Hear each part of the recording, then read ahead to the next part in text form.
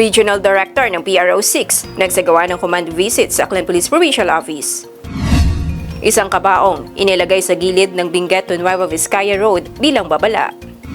Aklan PPO naka-alerto sa Super Typhoon Inday matapos itong makapasok sa PAR. Kalagayan ni Senator Marcoleta patuloy na inoobserbahan. VP Sara bumisita sa PNP Hospital. Proflesia speciosa na diskobre sa Mount Canlaon Natural Park. NBI clearance maaari nang i-renew sa eGov.ph Super App. UP Open University mag-aandog ng libreng online courses ngayong Hulyo.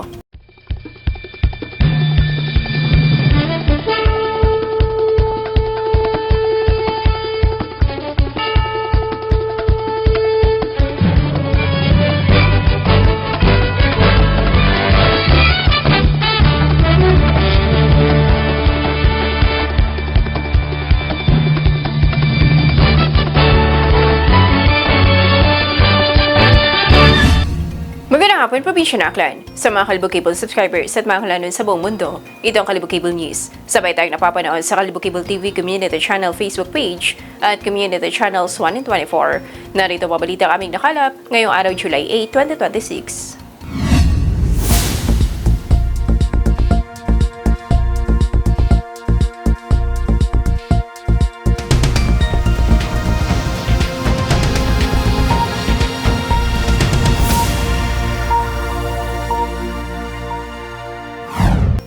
Nagsagawa ng command visit si PRO6 Regional Director, Police Brigadier General Randolph Tuanyo sa Aklan Police Provincial Office.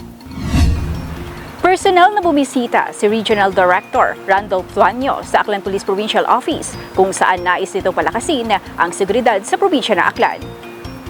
Nagsagawa ng command visit sa Aklan Police Provincial Office si Police Brigadier General Randolph Tuanyo, Acting Regional Director ng Police Regional Office 6 nitong Martes, Hulyo 7. Sa kanyang pagbisita, inilatag ni Police Brigadier General Tuanyo ang mga pangunahing direktiba upang higit pang mapalakas ang pagpapatupad ng batas at seguridad sa lalawigan. Ayon kay Police Brigadier General Tuanyo, isa sa kanyang marching orders ang pagpapataas ng bilang ng mamaarestong wanted persons. Nais din niya mapahusay pa ang performance ng Aklan PPO sa pagpapatupad ng mga operasyon laban sa mga wanted na individual, illegal na droga at iba pang uri ng kriminalidad. Ang kauna-unahang marching orders ko dito sa Region 6 mga kupulmay po is pataasin natin yung ating arrest sa wanted person. Sapagkat sinasabi ko nga, wala masyadong gimmick na gagawin dyan iisipin yung ating mga PNP personnel.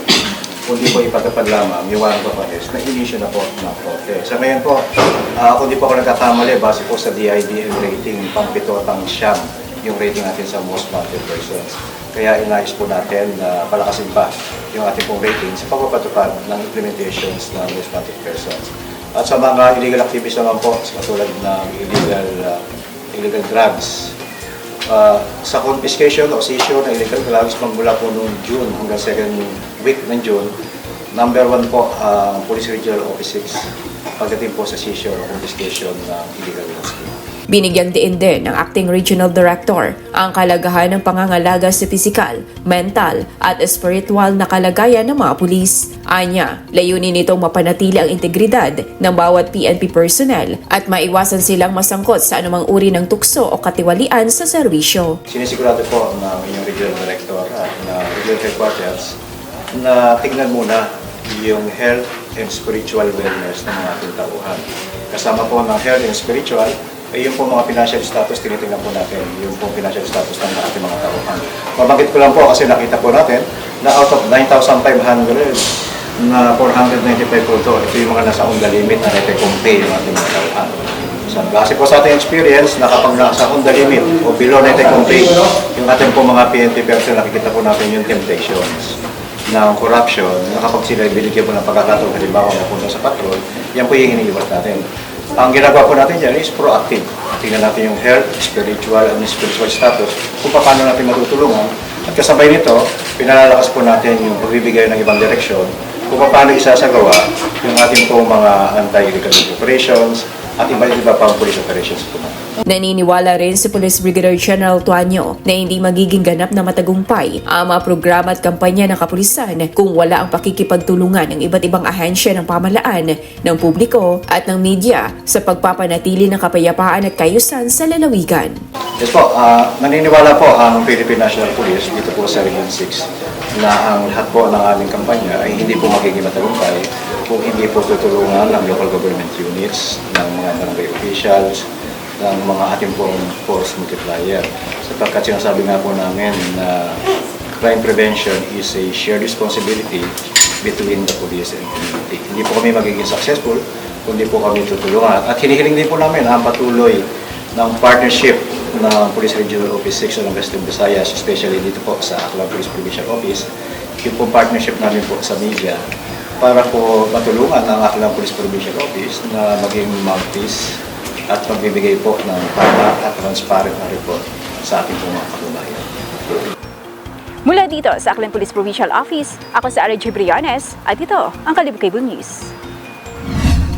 Isang kabaong inilagay sa gilid ng Benguet to Nueva Vizcaya Road bilang babala sa mga motorista. May detalye sa balitang yan, si Jenny Rosales.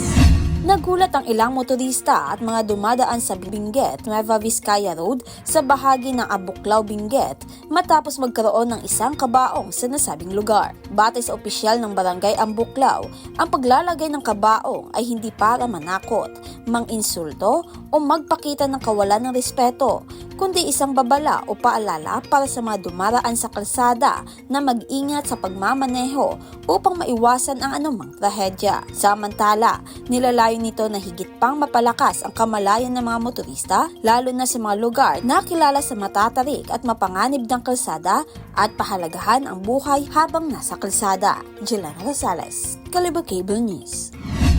Naka-alerto ang mga kapulisan ng Aklan Police Provincial Office matapos na pumasok sa park kanina madaling araw ang Super Typhoon Inday.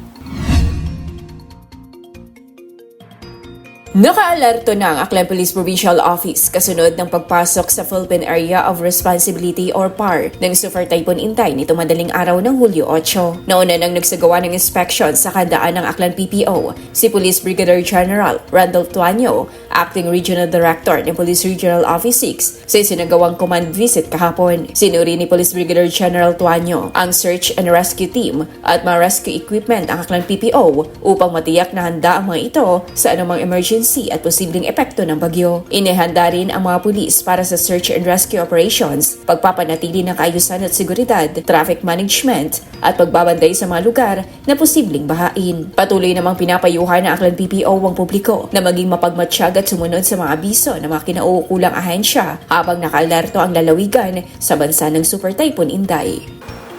Mula dito sa Aklan Police Provincial Office, ako si RJ Briones at ito ang Kalibog Cable News. Dinalaw ni Vice President Sara Duterte si Senator Rodante Marcoleta sa PNP General Hospital habang patuloy itong inoobserbahan ng mga doktor. Madidal sa balitang yan, si Liza Rosales. Mga 7:30 po nandito po si Vice President Duterte, and then mga 8:30 po umalis na po siya. Dumating si Vice President Sara Duterte sa PNP General Hospital bandang alas 7:30 ng umaga at nanatili roon ng halos isang oras para dalawin si Senador Rodante Marcoleta. Dinala sa ospital si Marcoleta matapos magreklamo ng pananakit ng dibdib at mataas na blood pressure habang nasa kustodiya ng pulisya kasunod ng kanyang pag-aresto sa kasong plunder. Nagreklamo si Senator Marcoleta ng chest pain and mataas yung BP niya. That's why dinala muna namin sa ospital. Ayon sa mga doktor, sumailalim ang senador sa iba't ibang pagsusuri kabilang ang ECG, blood chemistry, chest x-ray, 2D echocardiogram at cervical spine x-ray. Patuloy pa rin hinihintay ang resulta ng ilang laboratory tests habang minomonitor ang kanyang kondisyon.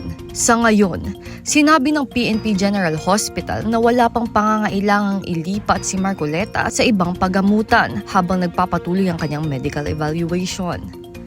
Liza Rosales, Kalibog Cable News.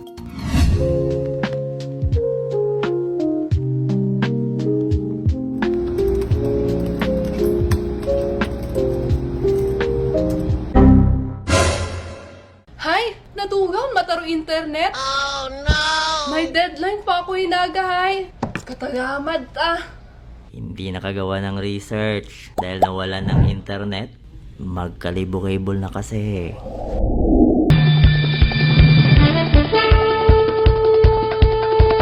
Pambihirang bulaklak na Rafflesia speciosa na tuklasan sa loob ng Mount Canlaon Natural Park sa Baguio City, Negros Occidental. May details sa balitan yan, si Jenny Rosales. Isang bihirang Rafflesia speciosa ang natuklasan sa loob ng Mount Canlaon Natural Park sa Baguio City, Negros Occidental. Batay sa Department of Environment and Natural Resources, ito ay patunay na kahit aktibo ang bulkan, nananatiling buhay at masagana ang protektadong lugar para sa mga natataming pananim. Ipinapakita din nito ang kahalagahan at patuloy na pagsisikap sa konserbasyon at ang napakahalagang papel ng mga dedikadong park ranger, mga katuwang sa lokal na pamahalaan at mga tagapangalaga ng kalikasan upang maprotektahan ang mga likas na yaman. Inaasahan naman ng DENR na ang pambihirang bulaklak ay magbibigay inspirasyon sa publiko na patatagin pa ang pagprotekta, pangalagaan at panatilihin ang likas na yaman para sa kasalukuyan at hinaharap na henerasyon. Jelena Rosales, Kalibo Cable News. Maaari nang ma-renew ang NBIE clearance sa eGov.ph Super App. Layunin nitong mapabilis ang pagbibigay ng serbisyo sa publiko. Mas magiging mabilis at mas madali na ang pagkuha ng NBI clearance matapos ilunsad ng Department of Information and Communications Technology at National Bureau of Investigation ang NBIE clearance sa eGov.ph Super App. Formal itong inilunsad nitong Hunyo 6 sa Pasay City bilang bahagi ng pagsisikap ng pamahalaan ng gawing mas mabilis, mas simple at mas accessible ang mga serbisyo para sa publiko. Sa pamamagitan ng bagong serbisyo, maaari nang mag-renew ng NBI clearance online, ma-assess ang digital copy ng na-renew na clearance at makita ang pinakauling na issue na NBI clearance ng mga verified users ng eGov.ph Super App. Ayon sa DICT, bahagi ito ng Digital Transformation Program ng pamahalaan alinsunod sa layunin ni Pangulong Ferdinand Marcos Jr. na mapalapit at mapabilis ang paghahatid ng mga serbisyo ng gobyerno sa mga mamamayan. Era Chibriones, Kalibo Cable News. UP Open University mag-aandog ng libreng 25 na online courses simula ngayong Hulyo. May details sa balitang yan, si Dilo Rosales. Batay sa University of the Philippines, Open University, maghahandog ang kanilang paaralan ng 25 online courses sa pamamagitan ng kanilang UPOU model platform. Sa inilabas ng UPOU na kalendaryo ng Massive Open Online Course, magsisimula ang free self-paced courses simula Hulyo at magtatapos sa Disyembre ngayong taon. Kaugnay nito, mayroon ding 6 na bagong programa ang UPOU, kabilang na ang pag-aaral sa wika ng negosyo, akademikong pagsulat sa Filipino, research ethics, parental support, and children and home support. Bukas ang mga online courses sa publiko na kung saan mayroon ding e-certificate na makukuha para sa mga magtatapos. Jelena Rosales, Kalibo Cable News. Maayong adlaw sa atong tanan, muni ang atong latest weather update para sa karon nga adlaw sang Wednesday, July 8, 2026. So nakasulod na gid man sa atong Philippine Area of Responsibility ang gina-monitor naton nga si Super Typhoon Inday kag ginang alas 3 sang aga. And as of 10 AM ay gina-estimate naton base sa available nga data nga ang sentro sang iya mata ay yara sa may kalayon 1,270 km east of northern Luzon. May maximum sustained winds nga 195 km per hour near the center, kag gastonas nga up to 240 km per hour. Ang iya hulag ay pa west-northwestward at 20 km per hour. Base sa atong nga track and intensity outlook, si Super Typhoon Inday ay posible man nga magagwa sa atong Philippine Area of Responsibility by Saturday, July 11. Ang ini nga super typhoon nga ginamonitor naton ay wala ni siya direkta nga epekto sa aton diri sa Western Visayas. However, ay magapa-enhance ini sang aton nga southwest monsoon nga kung sa diin ay magapadala ini sa mga mamunog mga pag-ulan sugod sa buwas hasta sa weekend sa may province of Antique, Iloilo, Guimaras, kag Negros Occidental. And then sa karon ang southwest monsoon ay nag-aapekto sa may Mindanao, Diri naman sa Western Visayas, labi na gid sa province of Antique, Iloilo, Guimaras kag Negros Occidental, ay mag-eksperyensya sa magalumon ng kalangitan nga may mga laptalap ng mga pag-ulan, pangalat kag panag-uob, dugas ang southwest monsoon. And for the rest of Western Visayas, ang province of Capiz kag Aklan ay mag-eksperyensya sa magulugal-umon tubtob magalumon ng kalangitan nga may mga posibilidad sa mga isolated na mga pag-ulan, pangalat kag panag-uob, or generally fair weather, dugas ang southwest monsoon. Makasarangan naman ang hangin naton nga magahalin sa direksyon west to southwest nga magkadalas ang makasarangan na pagbalod sang aton kadagatan. Forecast temperature naton generally nasa 25 to 32 degrees Celsius. Ang adlaw magatunod alas 6:16 karon sa hapon kag magabutlak ini alas 5:33 buwas sang aga. Kag muna ang aton latest weather update para sa mga dugang impormasyon ay bisitaha lang ang ating official website at www.bagongdatpag-asa.dust.gov.ph. Pati na ang ating mga social media accounts. Halin diri sa may Iloilo Daplo Radio Station Pag-asa Visayas DOST. Ako si Maria Edith Lenore Sylvester. Madamo gid nga salamat.